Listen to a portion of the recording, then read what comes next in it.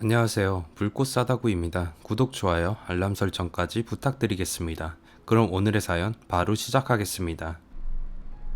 안녕하세요. 저는 올해로 나이 39살이 된 작은 가게를 하고 있는 이혼녀입니다. 고부 갈등이란 이야기를 많이 듣는데 저 역시도 고부 갈등으로 인해서 마음이 힘들었던 한 사람입니다. 사람의 성격이나 행동은 몇십 년간 살아왔기에 쉽게 변할 수 없다는 건 알지만 계속 변하지 않고 상대를 배려하지 않는다면 결국 그 관계는 파탄밖에 없다고 생각이 드네요. 제가 생활하던 결혼 생활은 정말 가족 같고 따뜻한 결혼 생활을 꿈꿔왔습니다. 하지만 결혼은 현실이라는 소리가 정말이었습니다. 저는 남편의 다정한 모습에 반해서 결혼했습니다. 남편은 뭐든 깊게 생각하고 앞날을 많이 생각하는 사람이어서 마음을 빼앗겼습니다. 막막한 세상에서 잘 사는 방법이란 뭐든 진중하게 생각하는 습관을 기르는 것이라고 생각했기 때문입니다. 저와 남편은 그런 가치관이 닮아 있는 사람이었어요. 그리고 남편은 저를 사랑했습니다. 행복한 결혼 생활이 이어질 거라는 생각이 많이 했어요. 결혼하고서 저희 둘만 살았다면 정말 그렇게 살았을 수도 있습니다. 하지만 시어머니라는 사람이 있어 저희의 결혼은 풍파를 맞이했어요. 저희 둘이 결혼했을 때 시어머니는 반겨줬었습니다. 그래, 이야기 많이 들었다. 이렇게 참한 며느리를 맞이하게 돼서 내가 어찌나 기쁜지 몰라. 어서 들어와. 첫 만난 때부터 시어머니는 저에게 갖은 칭찬을 해주시면서 말씀하셨습니다. 그래서 통장에 얼마나 모았다고? 인주이 말 들어보니까 너 돈 많이 모았다고 하던데 그게 사실이니? 저는 옆에 앉아있던 남편을 힐끗 쳐다보고는 슬쩍 등 뒤를 꼬집었습니다. 그런 이야기는 결혼 전에 나누는 게 사실이라서 이야기를 한 건데 남편이 그걸 시어머니한테까지 다 이야기를 드렸을 거라고는 생각을 못해서였어요. 저는 멋쩍게 웃으면서 어느 정도 결혼할 만큼은 모아놨다고 말을 했습니다. 시어머니는 장하다면서 요즘엔 여자도 돈을 많이 모아놓고 결혼을 해야 하는 거라면서 요즘 세상에 남자 여자 가리면서 빌붙어서 결혼하는 건 꼴보기 싫다는 듯이 말씀을 하셨어요.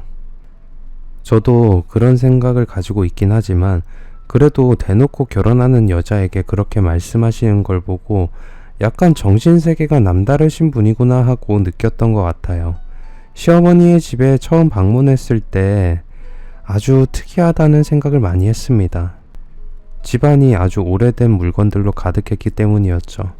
시어머니는 자랑인 듯 제게 한마디 물어보더니 집안 곳곳을 설명해 주시는 모습이 있었어요. 자그마치 30년도 더 된 시아버지와 결혼했을 때 받았던 이불도 차곡히 안방 장롱에 있으셨고 집에 들어왔던 액자 하나 그리고 작은 서랍 속을 가득 채운 옛날 물건들이 많았어요. 집이 참 낡았다고 생각했는데 집뿐만이 아니라 모든 물건들이 다 몇십 년은 된 물건 같았습니다. 그리고 뭐 하나 낡았다고 버리는 것이 전혀 없으셨어요. 깨진 컵도 그냥 쓰시고 물건도 부서졌다고 해서 그냥 버리시지 않고 본드로 테이프로 꽁꽁 붙여서 쓰시는 분이었거든요. 그런 만큼 옷도 다 소박하신 옷밖에 없었습니다. 그랬으니까 그 연세에 집을 가지고 계신 분이었겠죠. 시어머니는 아득바득 열심히 돈을 버셔서 그 집을 장만하셨다고 했습니다. 시아버지는 한량 같은 분이라서 시어머니가 그렇게 돈 버는 틈틈이 돈을 갖다가 쓰시기도 했지만 시어머니는 빈 돈만큼 더 열심히 모으셨다고 했습니다. 그렇게 짠돌이 시어머니는 저도 난생 처음이라 놀랄 수밖에 없었습니다. 그런 것에 비하면 남편은 그다지 그런 느낌은 없었는데 남편에게 물어봤어요. 보통은 부모를 닮는다던데 남편은 어찌 그렇게 두 분을 닮지 않았는지요. 남편은 어머니는 자기에게는 아끼지 않았다고 했어요. 아들이 재산이라나? 그런 말씀을 하셨다고 하는 것 같았어요. 그래서 그런지 남편은 유명한 대학 출신의 번듯한 회사까지 들어갔으니까요. 시어머니는 남편을 위해서라면 뭐든지 하는 분 같기도 했습니다. 시아버지는 연세가 있으신데도 집을 자주 비우셨어요. 남편의 말에 비를 보자면 시아버지가 한량 기질도 있지만 아무래도 바람도 피고 있는 것 같다고 했습니다. 시아버지는 밖에 나갔다 돌아오며 휘황찬란한 옷을 입고 들어오셨대요. 아무래도 시어머니라는 분이 짠순이다 보니 그것에 지쳐서 다른 여자를 만나기도 하고 그러셨던 것 같더라고요. 그리고 그것은 계속 진행 중이었다고 하고요. 시어머니는 그걸 아시면서도 시아버지를 그냥 두셨대요. 혹여라도 아들의 결혼이라든지 다른 것에 문제가 생길까봐 그냥 못난 남편이라도 옆에 두고 싶으셨던 것 같아요. 많이 속상하셨을지도 모르는데 그걸 남편에게는 티낸 적이 없는지, 남편은 시어머니가 강인한 분이라 그런 것에는 타격을 입지도 않을 거라는 말을 했어요. 그런 말을 하는 남편에게 속으로 너는 아직도 여자를 모르고 엄마를 모르는구나 하고 생각을 했습니다. 그렇게 힘들고 벅차게 인생을 살아오신 시어머니를 보고 처음에는 조금 짠한 마음도 느껴졌습니다. 아들 하나 보고 사는 엄마의 마음이 얼마나 힘들었을까요? 옛날 어르신들의 그 희생적인 사랑을 나도 나중에 내 아이를 보고는 그렇게 해줄 수 있을 거란 생각이 들지 않았어요. 요즘 사람들은 자기 자신이 가장 중요한 사람들이니 말이에요. 시어머니는 대접할 것이 마땅치 않다면서 직접 담그신 식혜와 밭에서 잘 키우신 토마토를 잘 잘라내어 한 접시 대접해 주셨습니다. 마치 시골집에서 할머니의 정성스러운 음식을 대접받는 느낌이었어요. 썩 좋아하지 않는 것들이었지만 그래도 대접해 주신 성의를 생각해서 잘 먹고 왔습니다. 그렇게 시어머니의 집을 나서고 나서 저는 남편에게 제 첫 이미지가 어떤지 시어머니에게 물어봐 달라 했어요. 겉에서는 어떻게 말씀하시든 결국 아들에게는 사실적으로 제 이미지에 대해서 말씀하셨을 것 같아서요. 남편은 다음날 알려준다더니 계속 말이 없더군요. 어머니가 내 욕을 했냐고 나 괜찮으니 말이라도 해보라고 이야기하니 남편은 우물쭈물하더니 어머니가 돈을 모은 게 진짜 맞냐며 조금 사치스러워 보인다고 하셨대요. 조금 당황했습니다. 남편에게 내가 돈을 모으는 것을 이야기한 건데 그걸 시어머니가 기가 아니다 판단해야 하는 것도 이상했고 시댁에 인사드리러 가는데 후줄근한 옷을 입고 갈 수도 없어 한 벌 장만해서 입고 갔는데 그걸 사치라고 표현하셨어요. 제가 진짜 무슨 명품이라도 치장하고 갔더라면 사치라고 할 수 있을 텐데 옷 한 벌 산 게 사치라고 여기시는 시어머니의 반응을 이해할 수가 없었어요. 그래서 그 다음부터는 나도 짠순이의 면모를 보여드려야 하나 고민이 되기도 했습니다. 다음 만나러 갈 때는 일부러 저도 짠순이의 면모를 보여드리려고 노력했어요. 원래 저는 그러지 않았는데 그런 모습을 보시고 싶은 것 같아서 어쩔 수 없었습니다. 선물은 회사에서 받았던 선물로 준비했고 화장도 수수하게 거의 하지 않고 옷은 집에서 몇 년 입던 평범한 원피스를 하나 입고 갔어요. 그런데 이게 웬일이에요. 시어머니가 그날 자기 며느리 될 사람을 소개시켜 준다고 결혼도 안 했는데 친구들을 집으로 부르셨던 거죠. 저는 너무 민망해서 어떻게 쥐구멍이라도 찾아야 하나 했습니다. 남편도 몰랐는지 난처해 하면서 친구분들에게 인사를 하는데 저는 남편 뒤에서 조용히 인사를 했습니다. 시어머니 친구분들은 웃으시면서 인사를 받아주긴 했지만 서로 민망하고 난색한 얼굴들이셨어요. 시어머니의 눈살도 찌푸려지는 것을 보았습니다. 정말 그 자리에서 바로 창문으로라도 뛰쳐나가고 싶은 기분이 들었습니다. 시어머니 친구분들이 모이셨는데 보니까 서로 다 뭔가를 들고 오셨어요. 남편에게 들어보니 일종의 룰이었다고 합니다. 시어머니 집에서 모일 때는 집에서 뭔가 하나씩 들고 와서 같이 나눠 먹거나 도움이 되는 걸 가져오라는 룰이었어요. 시어머니의 친구분들은 시어머니가 약간 어렵게 산다고 생각을 하셨던 것 같아요. 그렇지 않고서야 그렇게 매번 음식을 들고 오거나 생필품을 들고 오는 건 아닐 텐데 말이에요. 시어머니는 친구들 앞에서는 힘든 척을 하시는 것 같았습니다. 저는 그런 시어머니를 보면서 결혼하면 저도 좀 힘들긴 하겠구나, 시어머니의 비위를 어떻게 맞춰야 할까 하는 생각이 들었습니다. 그날은 하루 종일 심부름하느라 팔목도 무릎도 아프더라고요.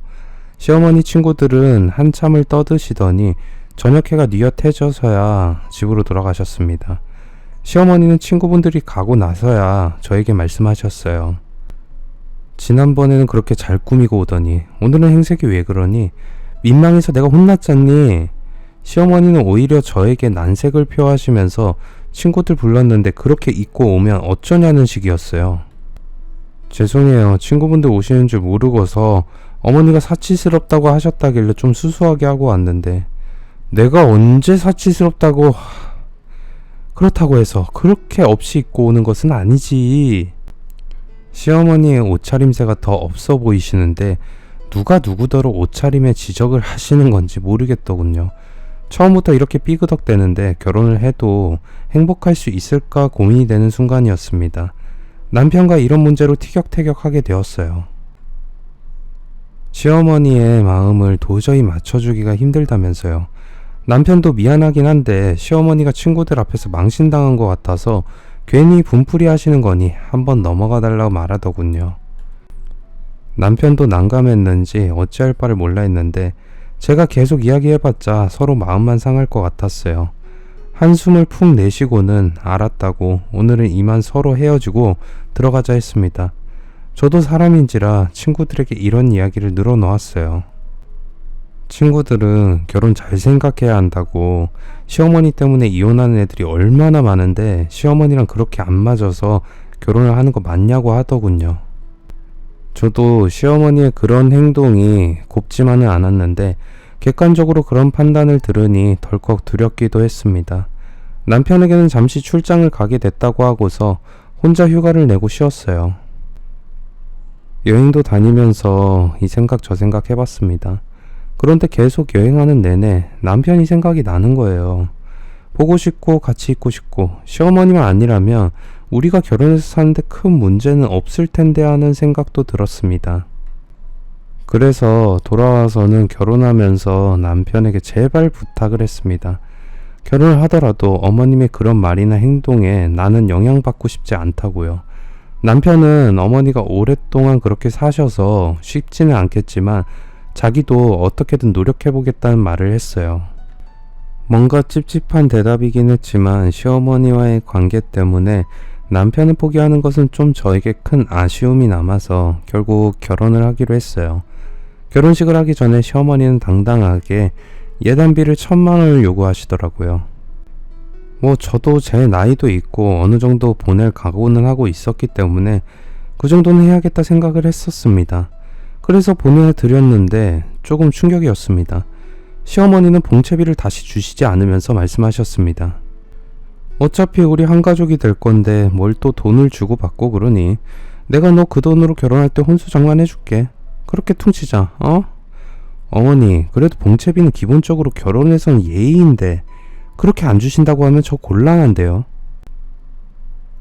곤란하다고? 어떻게 그런 말을 하니? 내가 그 돈으로 혼수해준다니까? 오히려 돈 아끼는 건데 그게 뭐 그렇게 곤란한 거니? 어머니랑은 말이 좀 안 통하는 것 같아요. 알겠습니다. 이만 가볼게요. 예단을 건네고 좋은 결혼의 시작을 해보는 시간이었는데 시어머니는 봉채비는 자기가 혼수를 구해준다면서 그러는 것이었어요. 진짜 화가 머리끝까지 났는데 시어머니와는 대화가 안 된다 싶어서 일어났어요. 시어머니는 눈에 불쏘시개를 단 듯 저를 째려보셨어요. 저는 당황해하는 남편에게 따라 나오라고 말했습니다. 우리 결혼해도 돈은 각자 관리해. 알았어? 이렇게는 안 되겠어. 그리고 시어머니가 안 준 봉채비는 자기가 줘. 나 이렇게는 못 물러나. 봉채비? 알겠어. 그러니까 기분 좀 풀어. 우리 엄마가 좀 돈 욕심이 있어서 그러시는데 내가 다 할게. 그러니까 결혼 안 하겠다는 그런 소리는 하지 말자. 근데 생각하면 생각할수록 화가 나서 참을 수가 없어. 남편은 그런 저를 달래주면서 한잔하러 가자고 했습니다. 술 먹으면서도 분통이 풀리지 않는 느낌이었어요. 남편과 한참을 이야기하고 새벽이 되어서야 집으로 들어갔습니다. 남편도 자신의 어머니가 결혼에 있어서 그렇게 이윤을 따질 거라고 생각을 못했다며 당황해하는 모습에 남편도 몰랐던 일을 남편에게 그렇게 이야기를 나눠봤자 소용없다는 걸 느꼈습니다. 남편은 바로 봉채비를 보내줬어요. 그리고 저희는 결혼을 더 진행하기 전에 만나서 혼전계약서를 쓰자고 했습니다. 이후에 결혼에 있어서 드는 비용이나 결혼하고 나서 양가에 쓰는 비용도 아주 똑같이 나눠서 하자고 했어요. 남편은 제 의견을 다 맞춰주기로 했습니다. 그도 그럴 게 제가 제안하는 건 아무것도 문제가 될 만한 게 없었고, 또 그렇게 안 한다면 남편 역시도 제 마음이 변할 것 같다는 두려움이 있었기에 계약서를 썼습니다. 결혼하고 나서 문제가 생기는 것보다 미리 문제를 서로 협의하고 싶었던 것이었습니다. 그래도 결혼식은 무난하게 치러지게 됐습니다.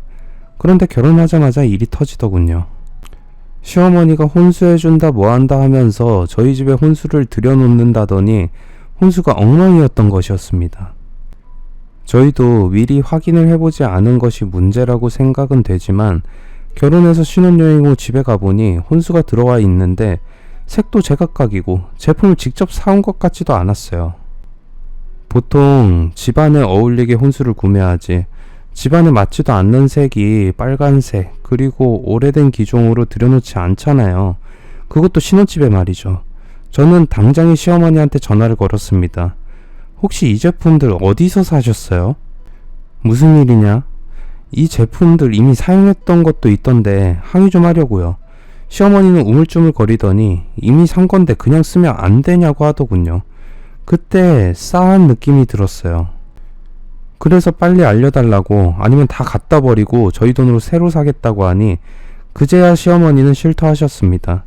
자기가 혼수를 해준다고 했는데 알아보니 전자제품들이 너무 비쌌던 겁니다.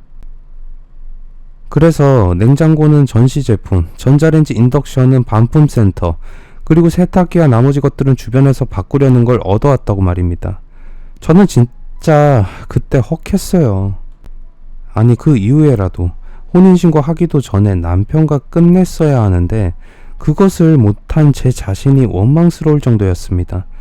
저는 더는 통하기 싫어 남편에게 바꿔주었어요. 남편은 아무리 그래도 이건 너무하신 거다 화를 냈어요. 시어머니는 자기가 뭐 새 것 좋은 것 해주고 싶지 않았겠냐고 항의하시더군요. 하지만 저는 절대 이해할 수 없었어요. 남편을 부족함 없이 키웠다더니 결혼할 때는 해주는 것이 고작 남이 쓰다 버리는 물건 갖다 주고 반품된 물건 갖다가 꾸며주는 거라니요. 사실 결혼한 사람들에게 처음 시작이 얼마나 중요한지 잘 아실 텐데 그런 사람들에게는 흠도 없는 것을 선물해줘야 하는데 너무한 행동을 하신 거죠. 아마도 결국 자기 아들이 반품될 걸 예상하고 반품 제품을 사주신 걸지도 모르겠네요. 돈 아끼시다가 뭐 하시려고 그러시는지 너무 화가 난다고 남편에게 말했습니다. 남편도 시어머니와 한바탕 말다툼 후에 기분이 안 좋았는지 나가더라고요. 저는 그대로 얻어온 물건은 당장에 가서 스티커를 발부에다가 내놓고 반품센터와 전시상품 산 곳에 연락해서 반품 신청을 했습니다.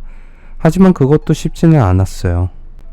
반품이 안 된다고 했는데 왜 반품하냐고 하길래 저희 어머니가 뭘 몰라서 사신 것 같은데 신혼가전이라 절대 안 된다고 했더니 그쪽하고도 욕하고 싸움 나고 나서야 반품이 되었습니다. 게다가 스티커 발급 비용까지 합치면 안 들어도 될 돈이 들었던 거예요. 신제품이라고 사오셨으면 상관없는데 진짜 되게 안 좋은 물건을 10년 다 되어가는 물건도 있었으니까 말이에요. 저는 물건을 다 드러내고 나서야 멍하니 창문 밖을 바라다 봤습니다. 신혼이라고 시작하는데 이렇게 시작하는 게 무슨 의미가 있나 하는 생각이 들었어요. 남편하고 이야기해서 해결될 거라고 생각했는데 생각보다 남편하고 해결될 문제가 아니었던 거였어요. 시어머니가 중간에서 사고를 치고 다니시는데 우리끼리 잘 살아보자 다짐한들 무슨 소용이 있었던 걸까요? 남편이 들어와서는 이 사태에 대해서 어떻게 생각하느냐 하니 남편도 차마 말 못하고 미안하다고만 했습니다. 이대로는 우리 같이 못 살 것 같다면서 저는 시어머니와 단판을 한번 짓자고 했습니다. 시어머니는 저희 집으로 오셔서 한바탕 소리를 지르셨어요. 내가 그걸 어떻게 발품 팔아서 다 사온 건데 배송도 잘 안 해준다고 해서 애걸복걸 신혼부부 쓸 거라고 배송 좀 공짜로 해달라고 난리 피워서 다 그냥 갖다 준 건데 그걸 다 버려? 너 진짜 돈을 어떻게 생각하는 거니? 그런 쓰레기 같은 것을 저희한테 쓰라고 하시는 거예요? 그런 건 어머니 댁에나 가져다 쓰시죠. 예, 우리 집엔 30년 된 것들도 아직도 쌩쌩한데 뭐하러 그런 것을 가져다가 또 돈을 들였어. 내가 너네 신혼이니까 큰맘 먹고 사준 건데 어떻게 그러냐고. 어머니라면 결혼할 때 저런 쓰레기 같은 물건들 받고 싶으시냐고요. 난 감지덕지지. 우리 때는 누구 뭐 해준 것도 없이 자수성가했어. 지금 이렇게 살기가 얼마나 힘들었는지 알아? 아, 전 그렇게 안 살아봐서요. 억울하시면 예단비, 결혼식 비용 다 토해내시고 저희가 따로 살게요. 됐죠? 그건 시어머니는 돈 이야기가 나오자 또 난처한 모습을 보였어요. 보니까 예단비를 이래저래 다 쓰신 건지 줄 돈이 없어 보였습니다. 남편은 중간에서 시어머니한테 이제 더 이상 저도 건들지 말고 결혼했으니 둘만 잘 살게 해달라 했습니다. 시어머니는 예단비 내놓으라는 제 말을 듣고는 저를 슬쩍 보더니 알았다고 하면서 알아서 하라고 하고는 가버리셨어요. 남편이 그 당시 단호한 태도를 취하지 않았다면 저는 남편도 손절했을 것 같습니다. 신혼살림 다 다시 알아보는 내내 한숨만 나왔어요. 결혼하느라 이래저래 돈도 많이 썼고 휴가도 얼마 안 남았는데 남은 시간들 다 혼수 마련을 위해서 써야 하는 거예요. 누구라도 그렇게 되면 예민해질 수밖에 없었을 것이에요. 진짜 그러고서 회사를 출근하니 사람들은 장난이고 농담한답시고 신혼이 너무 달달했나 보다 하는데 저는 속으로 시어머니 욕만 대내었습니다.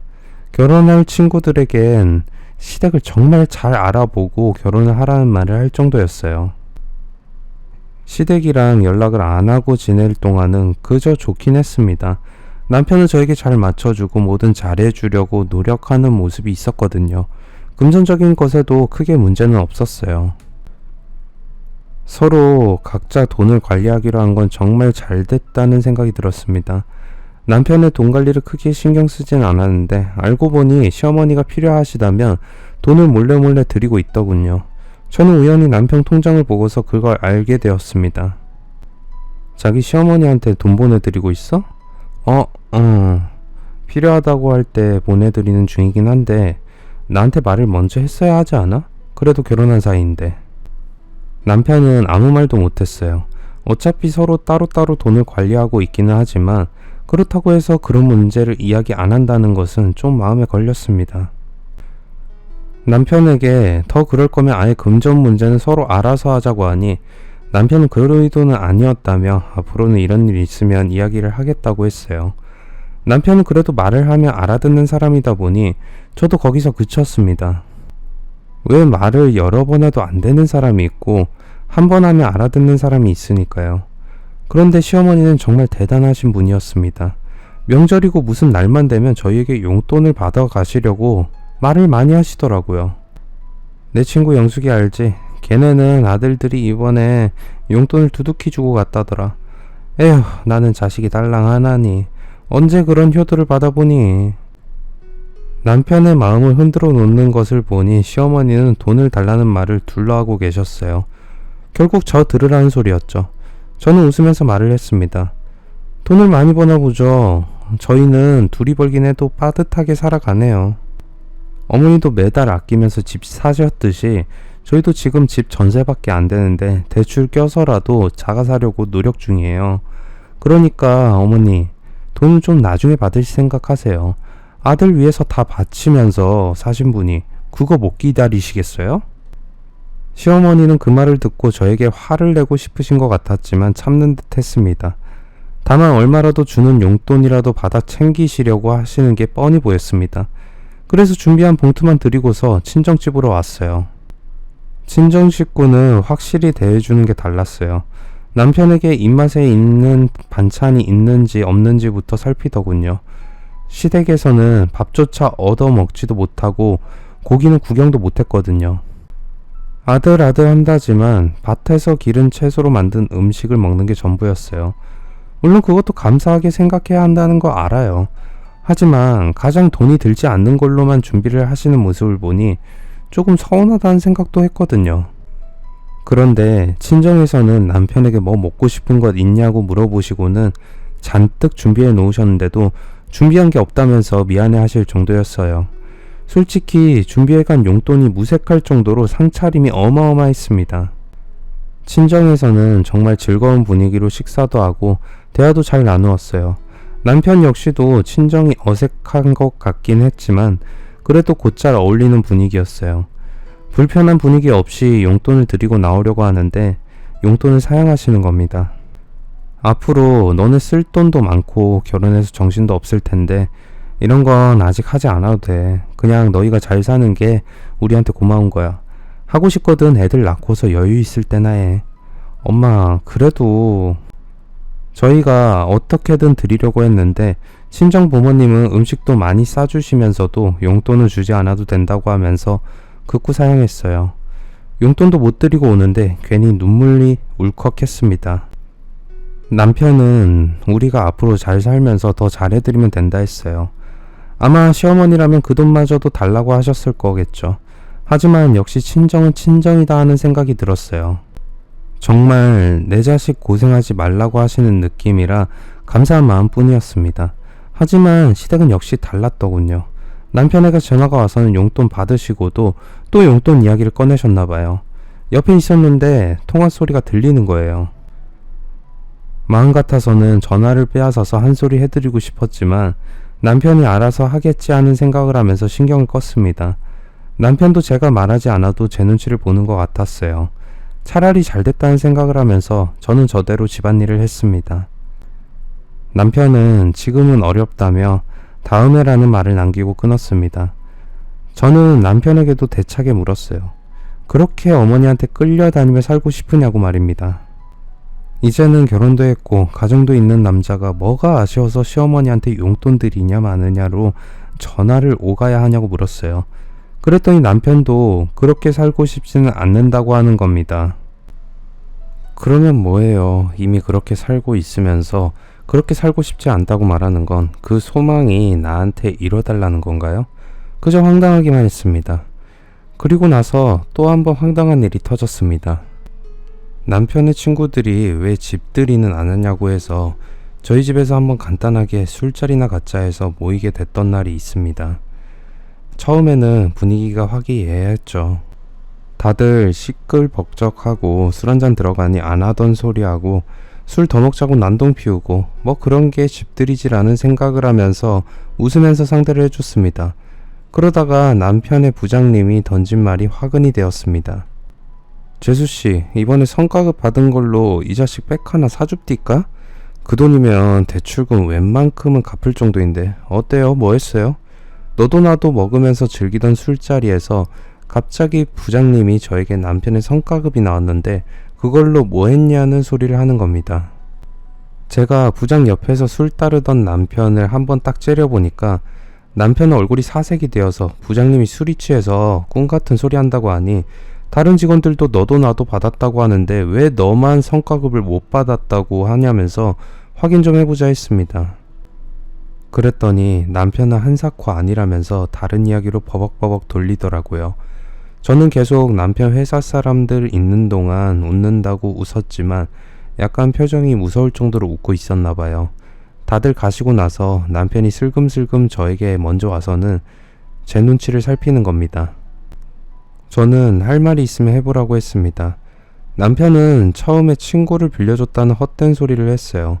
저는 이체 내용만 보면 다 나오니까 거짓말 함부로 하면 바로 이혼한다고 이야기를 했고요. 그랬더니 남편은 제 발이 저렸는지 그 돈을 시어머니 드렸다고 말을 했습니다. 시어머니한테 그 큰 돈을 드리고도 어떻게 나한테 말 한마디 안 하고 숨길 수 있냐고 했더니 시어머니가 어차피 상여금은 제가 모르면 받지 않은 돈이나 다름없으니 숨기고서 달라고 하셨다는 겁니다. 그래서 드린 건 그렇다 치고 그 목적은 뭐냐고 물어보니 시어머니가 부동산 투자를 하셔야 하는데 돈이 부족해서 남편의 돈을 거기에 같이 투자하자고 하셨답니다. 확실한 건이기에 남편이 손해볼 건 없다면서 말이죠. 그리고서 그게 대박이 터지면 그제서야 저한테 이자 붙여서 보여주라고 하는 그 말을 믿었답니다. 저랑 그 일로 남편은 된통 싸웠어요. 시어머니는 저희가 그 일로 싸웠다는 사실을 알고는 저보고 돈 벌 줄도 모르는 게 돈 버는 사람들의 일에 참견하지 말라고 하셨습니다. 그런데 이게 웬일인가요? 그 투자라는 것이 사기를 당한 것이었어요. 둘이서 짜고서 그렇게 저한테 숨기더니 회사에 대해서 자세히 알아보지도 않고 무조건 투자를 하신 거였죠. 돈 관리는 따로 한다지만 그래도 제 입장에서는 속 터졌어요. 시어머니나 남편이나 어떻게 둘이 있으면서도 사기를 같이 당해서는 그 큰 돈을 날리고 그러는지. 이후부터는 당연히 시어머니나 남편은 고개도 못 들고 있는 거 있죠. 제가 돈 이야기라도 꺼낼까봐 설설 기고 있었고, 남편 역시도 제가 그렇게 화가 날 거라고는 생각을 못한 듯 했어요. 제가 정말 한동안은 남편하고 말도 안 하고 지냈거든요. 정말 필요한 말 외에는 하지 않고 산 지 한 달 정도가 되어서야 남편은 그제야 괜찮냐고 물어봤어요. 다시는 그런 일 없을 테니 화 좀 풀어달라고 저에게 잘하려 하더군요. 어차피 자기 상여금이라지만 그래도 기분은 나빴는데 그것도 시어머니 탓이라고 생각하니 용서하기가 힘들 것만 같았습니다. 그래서 일단 지켜보겠다고 말한 뒤 서로 평소처럼 지내기로 했습니다. 하지만 가재는 개편이라던가요? 그렇게 저에게 용서를 빌던 남편의 행동은 다 앞으로의 큰 그림을 위한 준비였다는 걸 알았습니다. 얼마 안 있어서 시어머니가 저희 집으로 오신 것이었어요. 그러더니 저희 집에 짐을 탁 내려놓으시는 거예요. 이게 무슨 짐이에요? 아, 그거 말이다. 우리 집에 수도관이 터졌어. 그래서 당분간 여기에서 지내야겠다. 아버님은요? 그 인간 또 떠났어. 한동안 안 들어올 게다. 집이 그러니 딴 년 집에서 지내다 오겠지. 저는 그럼 며칠만 있으시면 되냐고 물으니 그렇다라고 하면서 시어머니는 저희 집을 둘러보시더니 두 번째로 큰 방을 들어가서는 짐을 막 푸시는 거였어요. 우리가 뭐라 하지도 않았는데 제멋대로 짐을 누비시는 모습에 같이 사는 일주일이 빨리 지나갔으면 좋겠다고 생각을 했습니다. 저도 시어머니와 첫 단추부터 잘못 맺은 사이이긴 하지만 그렇다고 아예 시어머니와의 관계를 나쁘게 만들고 싶다거나 문제를 더 키우고 싶진 않았거든요. 그래서 이런 정도의 아량은 베풀어 줄 수 있는 게 맞다고 생각했는데 그게 화근이었던 것 같아요. 저희 집에 오신 시어머니는 정말 신이 나셨어요. 자신의 집에서 지내는 것보다 더 잘 지내시는 듯이 보였습니다. 그리고는 저에게 매번 이야기를 하셨어요. 빨래는 이렇게 하는 게 아니다. 최소한 일주일은 모아서 해야 세탁기 사용하는 전기량도 줄고, 너희 둘이서 빨래 얼마나 하고 산다고 2, 3일에 한 번을 빠냐며 물세 아깝다 했고, 아침에 머리 말리는 것도 못하게 하셨어요. 굳이 전기로 말리지 말고 회사에 출근하면서 찬바람에 말리는 게 가장 좋다고요. 그리고 집에서 버리는 물건들은 다 자기를 달라시는 거예요. 자기가 재활용 상가에 가서 팔 테니 그 돈은 자기 돈이라면서요. 그러면서 저희 집을 샅샅이 뒤지시는데 그렇게까지 하는 모습에 조금 당황하고 화도 났습니다. 저러다 말겠지. 일주일만 버티자 싶었습니다. 남편은 매일 밤 미안하다고 저에게 사과하기 일쑤였어요. 저희 집이 깔끔하던 살림이 시어머니가 손대면서부터 엉망이 되어가고 있었거든요. 심심하시면 그냥 있으시면 되는데 그릇도 전부 꺼내서 자기 마음대로 정리해 놓으시고 냉장고에 있는 모든 것도 자신의 마음대로 두시고 계셨거든요. 그렇게 일주일이 되는 날이었습니다. 저는 시어머니한테 이따가 조심히 집에 들어가시라고 했습니다.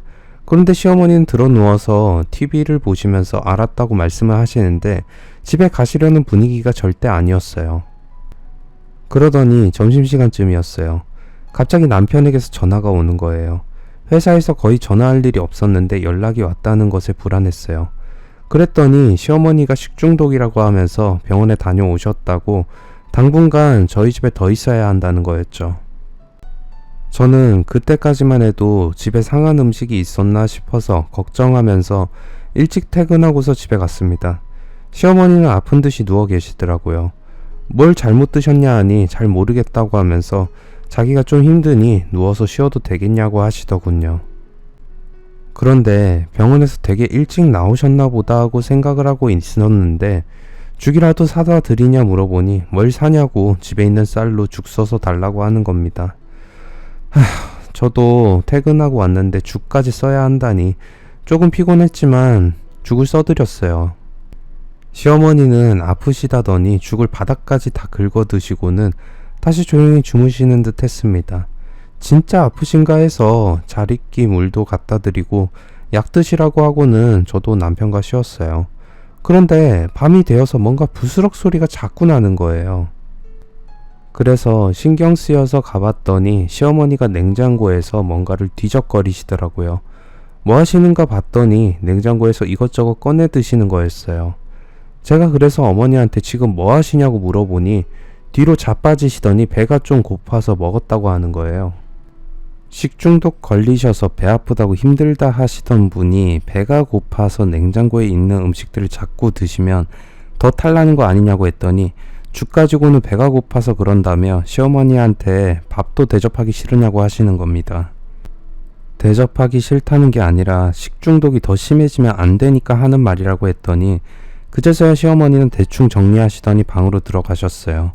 배고프시면 말씀을 하시지 뭘 몰래 쥐처럼 냉장고를 파먹고 계시는지 이해가 가지 않았습니다. 그런데 식중독이 나으신 것 같은데도 집에 가실 생각이 전혀 없으신 시어머니를 보면서 저는 남편에게 빨리 시어머니 이제 집에 가시게 하라고 이야기를 했어요. 남편은 알겠다고 하고는 시어머니를 조용히 불러내어 말씀을 드리는 것 같았어요. 둘이서 이야기를 하는데 남편은 제 눈치를 슬쩍 보는 듯이 이야기를 하는 모습이었어요. 시어머니도 제 눈치를 슬쩍 보면서 이야기를 하는데 무슨 다른 이야기를 하나 싶을 정도였습니다. 이야기를 하고 나온 것 같은 남편에게 어떻게 됐냐 물어보니 남편이 저를 방 안으로 데려와서 몰래 이야기를 하는 겁니다. 시어머니가 시아버지가 그렇게 다른 데 가시고 나서는 마음이 우울하다고 혼자 있으면 무슨 짓을 저지를지 모르겠다고 하셨답니다. 저는 조금 어이가 없고 황당한 마음에 웃음이 났어요. 여태 시아버지 몇십 번은 집을 나갔다 왔다면서 왜 갑자기 우울증이 생기셨대? 이제 연세가 있으시니까 그런 거 아닐까? 남편은 어색한 웃음을 지으면서 자기도 잘 모르겠다고 했어요. 우울증이 와서 나가지 못하겠다고 하시는 시어머니를 보는데 자꾸 의심만 가더라고요. 우울증이 맞는 것 같지가 않아서요. 어떻게 우울증이 있으시다는 분이 아주 밝고 자기가 할 일은 다 하는 것도 있었고 식사도 늘 잘하고 계셨어요. 보통 우울증이라고 하면 감정적으로 우울해지고 힘들어하고 만사가 다 귀찮다거나 움직이는 것조차 힘들어하는 사람들도 많은데 전혀 그런 기색이 없었거든요. 그런 모습을 보니 자꾸 시어머니가 무슨 꿍꿍이가 있구나 하는 생각이 들기 시작했습니다. 저는 1, 2주 정도 더 지나서는 참을 수가 없었습니다. 시어머니가 처음엔 잠시 얹혀 사시는 듯 하더니 저희 집에 무언가를 막 끌어오시는 거였어요. 신혼집이 마치 쓰레기장이 되는 것 마냥 저희 집에 이것저것 가져오셔서 쌓아놓기 시작하는 것이었어요. 이런 거 집에 들여다 놓지 마세요. 이게 뭐예요? 저희 집이 넓은 것도 아닌데. 아니 이거 금방 치울 거야. 그러니까 좀 기다려 보렴. 이걸로 뭘 하신다는 거예요? 이런 것도 다 돈이 된다니까. 조금만 기다려봐. 그렇게 말하시고는 물건들을 계속 쌓아놓고 또 쌓아놓고 다른 물건을 더 들여놓고 하시는 거죠. 참다 못한 제가 시어머니한테 말을 할 수밖에 없었어요. 저희 어머니 언제 집에 가실 거예요? 아버님 안 오셔도 들어가셔야 하잖아요. 집을 그렇게 비워두셔도 되겠어요? 집은 걱정 말거라. 내가 알아서 하마. 그리고 이것들 주말까지는 다 치워주세요. 저희 이번에 김치냉장고 드리기로 했는데 자리가 없어요. 내가 뭐 천년만년 쌓아두겠니? 그걸 왜 못 참아. 다 알아서 치운다는데. 너무 뻔뻔하게 구시는 시어머니 때문에 저도 머리끝까지 화가 나서 다그쳤습니다. 여기 어머니 집 아니잖아요. 저도 참을 대로 참았어요. 이런 거 어머니 집에 쌓아두세요. 야, 내가 여기 좀 살겠다고 하면 네가 막을 권리는 있니? 여긴 네 집만 되는 것도 아니야. 내 아들 집이기도 하다고. 그 말이 왜 그렇게 짜증이 나는지 지금 생각해도 너무 화가 나는 말이었어요. 어찌됐던 아들 부부가 같이 결혼해서 살면 그 집에 머물 때 동의를 구해야 하고 그걸 우선시해야 하는데 그게 아니라 자기 아들 집이니 마음대로 굴어도 된다는 생각을 하는 게 납득이 가질 않았어요. 그러면 집을 반으로 나눠서 지내시든지요. 그리고 왜 집으로 안 가시는데요? 집이 무너지기라도 했어요? 시어머니는 집으로 왜 안 가시냐고 하는 말에 입을 꾹 닫고서 방으로 들어가 버리셨습니다. 진짜 뭔가 있구나 싶어서 저는 시어머니의 집에 몰래 방문을 했습니다. 여전히 그 집은 그대로 있었어요. 그런데 시어머니의 집에서 누군가 나오는 겁니다. 저기 혹시 누구세요? 제가 집 앞에서 얼쩡거리자 그 집에서 나온 사람이 되려 저에게 물었습니다. 저는 여기 저희 어머니 집인데 누구시냐고 하니까 그 사람들이 웃으면서 집주인 아주머니 며느리 되시는구나 하면서 저에게 인사를 하시는 거예요. 그러면서 오랜만에 오셨냐 보다고 저희가 여기 새 들어 사는 거 처음 하셨냐 하는데 당황해서 눈을 둘 때를 모르겠더라고요. 그러면서 그들은 시어머니가 아들이 하나 더 있나? 아들 집으로 간다고 하셨는데 라고 말하더니 나서던 길을 다시 나서는 것이었습니다.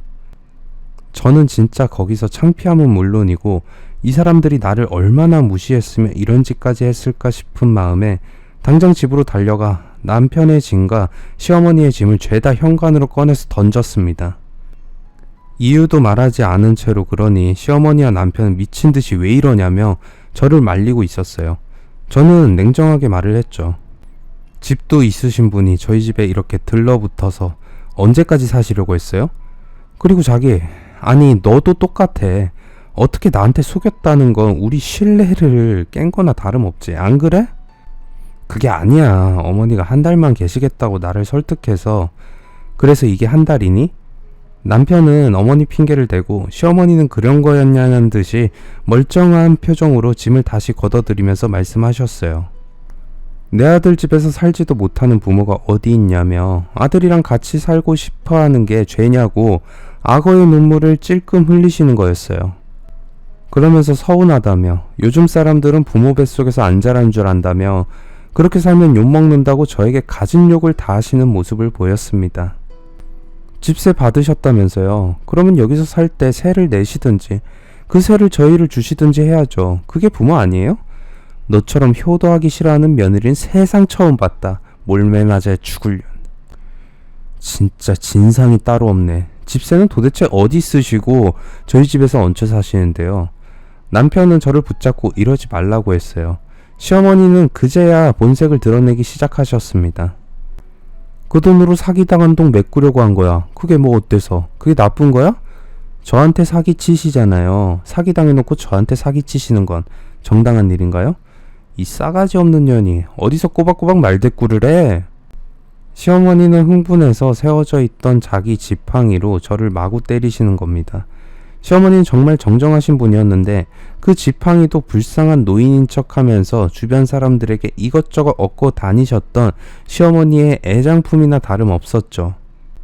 저는 그 지팡이를 빼앗아 단번에 부러뜨렸어요. 낡고 낡은 지팡이는 파사삭 하더군요. 시어머니는 자기 지팡이를 부쉈다며 매운 손으로 제 등짝을 내리치시더라고요. 화가 잔뜩 난 저도 시어머니의 팔목을 잡고 비틀었습니다. 제가 한때는 호신술을 좀 배웠어요. 맞고 사는 건 질색이라서요. 혹여라도 결혼해서 남편이 폭력적이면 써야겠다 싶었는데 그걸 시어머니에게 쓸 거라고 생각도 못했죠. 시어머니는 자기 어깨 빠진다며 아프다고 우시더군요.